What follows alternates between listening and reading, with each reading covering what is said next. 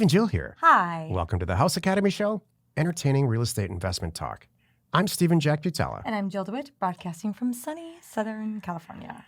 Today, Jill and I talk about how to sell a house before you actually buy it. Oh, isn't that the best thing? Is that okay to do that? Oh. Isn't that illegal? Don't you need a license? Well, maybe it's not exactly You guys are before, cheating. but you have a really Why good would you idea how it's going to go. ever cheat at a real estate deal like this? No. None of these things are what I just said is all satire. There's a right way and a wrong way to do this. Mm-hmm. And there's an ethical way and an unethical way. We're going to talk about all of those things right after this question. Ellie says, I heard you guys hold open houses. If so, how and why do you do this? Good question. It's an excellent question. Yeah. You know what? That is counterintuitive for a lot of stuff that we say. You know, a lot of what we say is don't show up, don't spend a lot of time on the real estate deal, do what you need, do what you can do from your desk. So, I mean, Right. it wasn't my idea the first time we tried this. It was your idea. Mm-hmm. And boy, I'll never look back. Thanks. It was a real positive It decision. was. So here's what you do, Ellie. When you the minute you take possession of a house, and usually we're doing this because we're in a new city or a new area, and we're building up our buyers list. It's really valuable to either you as the investor, the owner, or your boots on the ground can do this for you as well if you're in an alternate city. At least hold an open house at that first one to get all the investors to come out to get to know them. Because once you have one open house, that's what we did. You know, whenever we go into a new city, or what we do, go into a new city, the minute we own the property, we were often new city again. Remember, I don't have my buyers built up. I'm putting in the MLS, usually a flat rate MLS, and I'm putting in there, I'm having a quick open house like that first Saturday from 11 to 1, investors special, and get them to come out, you know, and let them know it's priced accordingly. Took a little for sale by owner, not kidding, sign in the front yard, maybe put some balloons on it, I don't know, put your phone number on it, and be there for the open house. And then what will end up happening is you will get 10, 15, 20 investors and their partners showing up because they want to see this house. This is new to them, by the way, too, because they're trolling the MLS. That's usually how they find deals up until now. They've been trolling the MLS. So that's why you're finding them there first. And then you get to know them and build a relationship with them. That's what it's all about. And literally, I had a notepad, and I'm getting their cards. I'm giving them my cards, getting all their information. So if this house didn't work out or they weren't fast enough on it, I will have more. And I'm finding out, too, the reason is not only to sell this house and build my buyer's list, I'm trying to find out what they want. All right, you're obviously in this neighborhood. What kind? Oh, you know what?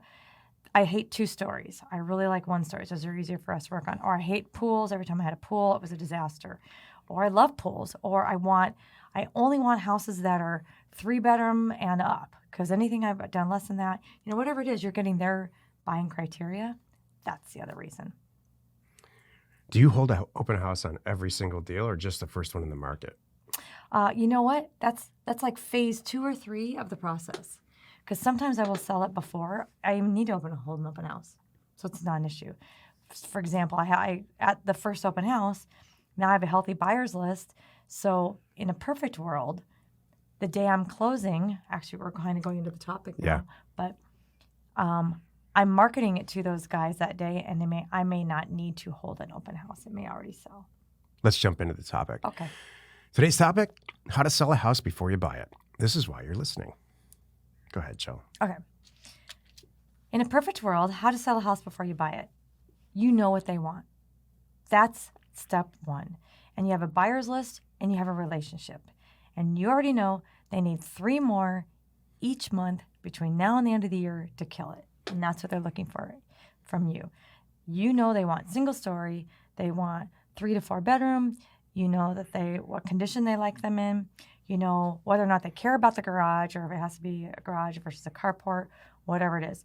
So you're already laser focusing your mailer to get that type of property for your buyer. Do you want to interject here? No, I want you to. Okay. You're nailing this because I wrote this topic for you, honestly. Thank you. Yeah. So, and when I say mailer, that would be Steven. Steven's already picked the area, by the way. He's already picked the Yeah. area. He's already picked the zip code. He's already picked the subdivision. We've already been doing deals, Yeah. and so now it's kind of, this is just, For instance, I will pit all the zip codes, the adjacent zip codes in a town, in an urban area, against each other to check the statistics to see which one wins, which days on market are the shortest, which one, how the velocity of houses in that market are selling the quickest. So by the time Jill gets involved in this, she's so statistically at an advantage to, let's say, even the zip code next to the one that she's about to sell this house in, that it's Right. silly. So, there's like 28,000 zip codes, I think, 26,000 zip codes in the country. They're never going to get an offer from us unless it's all set up to succeed. So, and she knows this going in. right. She knows that we statistically are going to win. Plus, the prices that we are willing to pay are what I would say close to scraping the bottom. So, Right. all that means this: by the time it gets to her, it's going to pretty much sell. She's just got to dazzle everybody and go through the And motions. get them to want to do it with us Yeah. on the buy side and the sell side. And really what this show is about, this episode is about building a relationship with the seller. I mean, this buyer list that she's creating with these open houses and stuff, so that That's how you we do can it. really sell it before we even buy it on the next one. Right. And then so I want to make sure too that there's no confusion. I'm not posting the property for sale before I own it. And I'm not even really telling my buyers exactly where it is before I own it. I want to maintain control of the property. But I will talk to them throughout the process and let them know, here's what I get them, and I'm telling the truth. I'm not just making it up to get them all excited.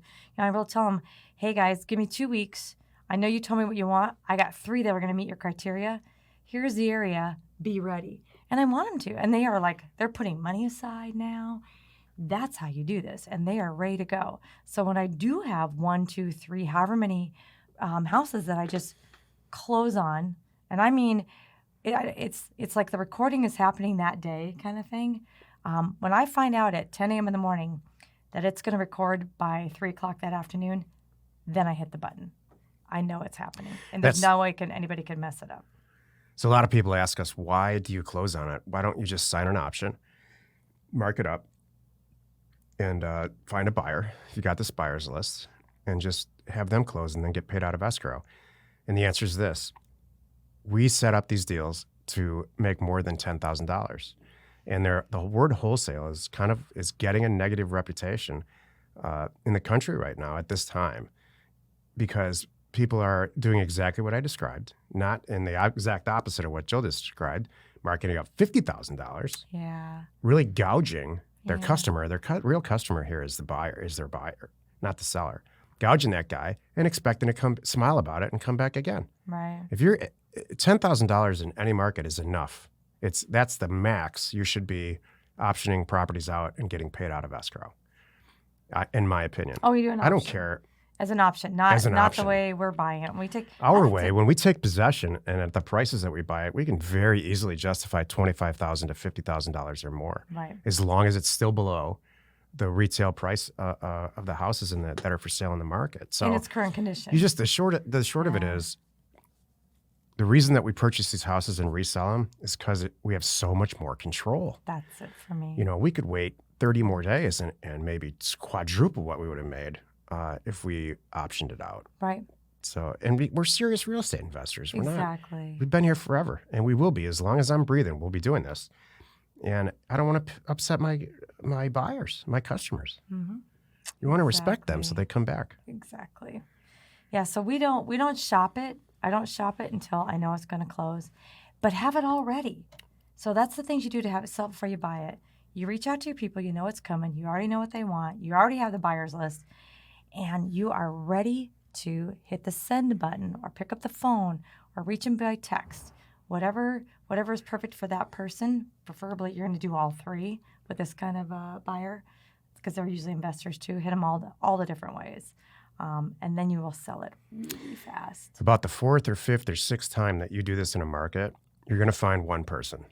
This has been my experience, and when I talk to all the other House Academy members who are successful at this, one person as a buyer is going to truly understand the value They of rise what up. you do. And maybe they own 150 apartment units in that area. Maybe they flip at least eight homes a month, renovate them and flip them. Right. Or they're heavily involved in money's no object kind of thing. They will beg you to say, what is it going to take for you to send me every single deal that comes in? You don't even need to review it anymore. I just need the APN or the address, and I'll tell you very, very quickly. And so that is when you've won. If you can find one person like that in 8 or 10 markets around the country, or hopefully in like one state or one metropolitan area, I'm telling you, you're going to print money for yourself. Exactly. That's what we strive for anyway. Yep. Hey, we know your time's valuable, and thanks for spending some of it with us today anyway. Join us in the next episode where we talk about Wholesaling Houses 101 Explained. And we answer your questions posted on our online community, houseacademy.com. It is free. You are not alone in your real estate ambition. You know, the fact is, Jill, we're a darn good team. Yeah. You know, I couldn't have designed it better, quite honestly. Thank you. Yeah, we are. You know, it's interesting. People who are getting to know us here don't know that when we mean information inspiration, it's really like data relationships. Yeah. You know, that kind of a thing. Excel, Word. People. You're talking. This is a good game. Let's see. Drive fast. We got that. That one we both do. What else? Let's see. Boats, air. True. Oh, boats, planes. Oh, this is good. This is another good game. Strategic strike, shop. That's good. I don't care what I eat. Foodie. Dog food, foodie.